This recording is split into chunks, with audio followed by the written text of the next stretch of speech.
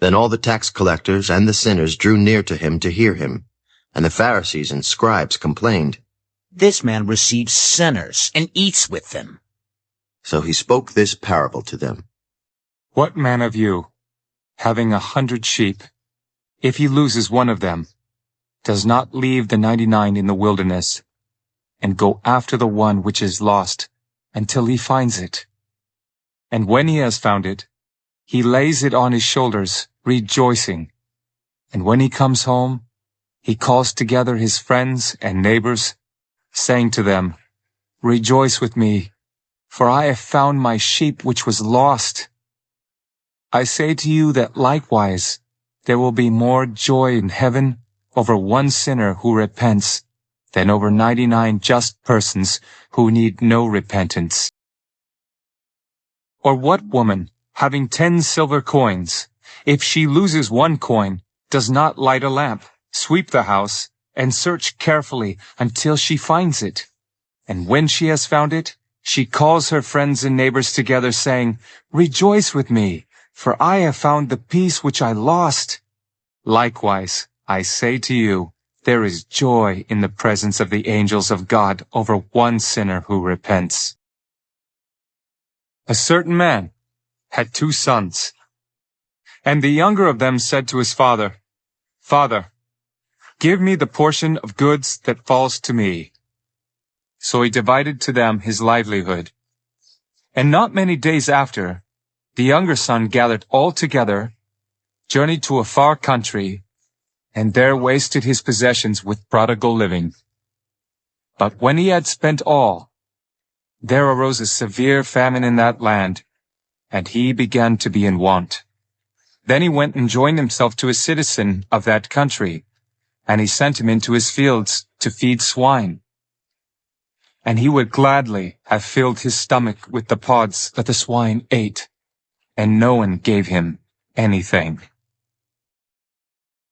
But when he came to himself, he said, "How many of my father's hired servants have bread enough and to spare, and I perish with hunger?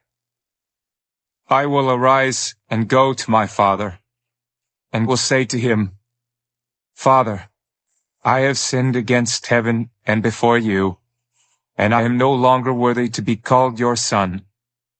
Make me like one of your hired servants.' And he arose and came to his father. But when he was still a great way off, his father saw him and had compassion, and ran and fell on his neck and kissed him. And the son said to him, 'Father, I have sinned against heaven and in your sight, and am no longer worthy to be called your son.'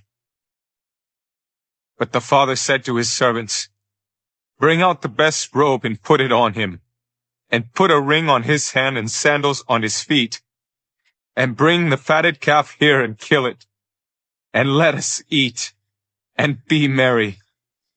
For this my son was dead, and is alive again. He was lost, and is found.' And they began to be merry. Now, his older son was in the field. And as he came and drew near to the house, he heard music and dancing. So he called one of the servants and asked what these things meant. And he said to him, 'Your brother has come, and because he has received him safe and sound, your father has killed the fatted calf.' But he was angry and would not go in. Therefore, his father came out and pleaded with him. So he answered and said to his father, 'Lo, these many years I have been serving you. I never transgressed your commandment at any time. And yet you never gave me a young goat that I might make merry with my friends. But as soon as this son of yours came, who has devoured your livelihood with harlots, you killed the fatted calf for him.' And he said to him, 'Son, you are always with me, and all that I have is yours. It was right that we should make merry and be glad. For your brother was dead and is alive again, and was lost and is found.